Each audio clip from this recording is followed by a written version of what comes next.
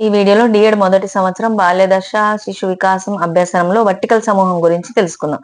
Horizontal vertical సమవయస్కుల సమూహాలే కాక పిల్లలు ఒకే ప్రాంతంలో నివసించేవారు, తరగతిలో ఒకే దగ్గర కూర్చునేవారు, ఒకే లింగానికి చెందిన వారు, అలాగే వారి ఆసక్తులకు అనుగుణంగా అనేక సమవయస్కుల సమూహాలు ఏర్పడవచ్చు.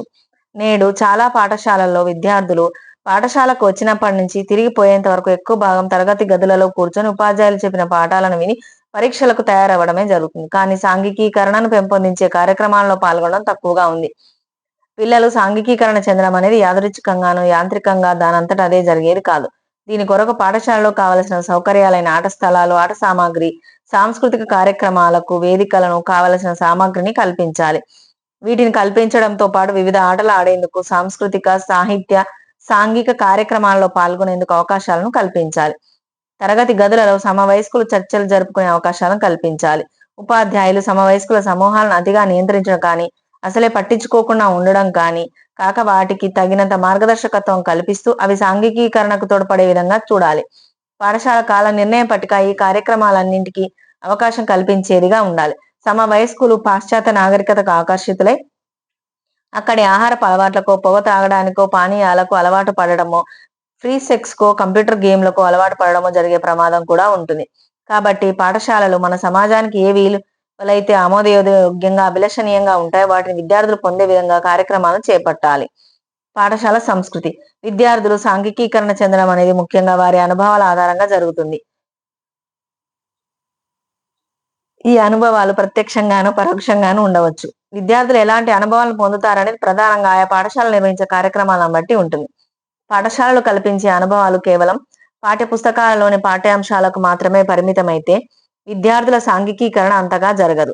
అదే గనక విస్తృతమైన అనుభవాలను కల్పిస్తే వారి సాంఘికీకరణ మెరుగ్గా ఉంటుంది.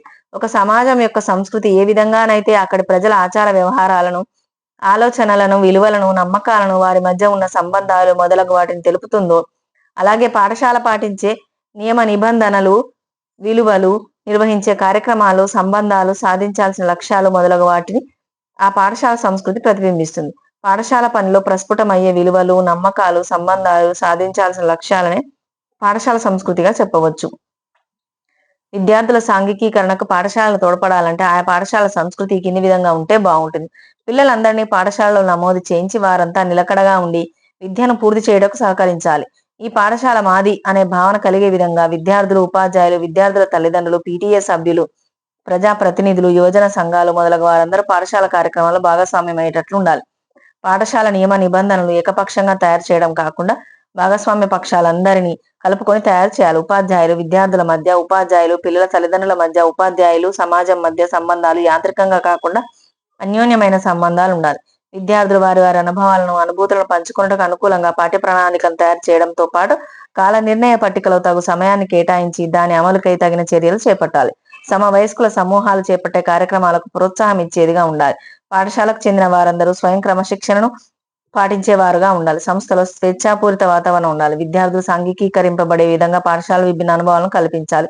పాఠశాలలు విద్యార్థుల అభ్యసన అవసరాలే కాక స్థానిక సమాజ అభ్యసన అవసరాలు కూడా తీర్చే విధంగా ఉండాలి.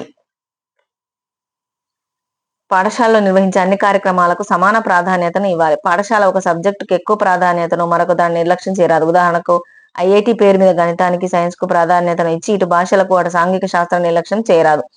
పిల్లలందరినీ ఎలాంటి ముందస్తు షరతులు లేకుండా మనస్ఫూర్తిగా అంగీకరించాలి. పిల్లలందరి సహజ సామర్థ్యాలను గుర్తించి అభివృద్ధి చేసేలా ఉండాలి. ఆరోగ్యకరమైన పోటీతత్వాన్ని మాత్రమే ప్రోత్సహించాలి.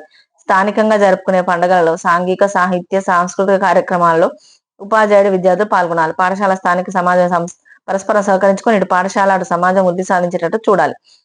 పాఠశాల స్థిరంగాను, మారుతున్న పరిస్థితులకు ప్రతిస్పందించేలా గతిశీలకంగానూ ఉండాలి.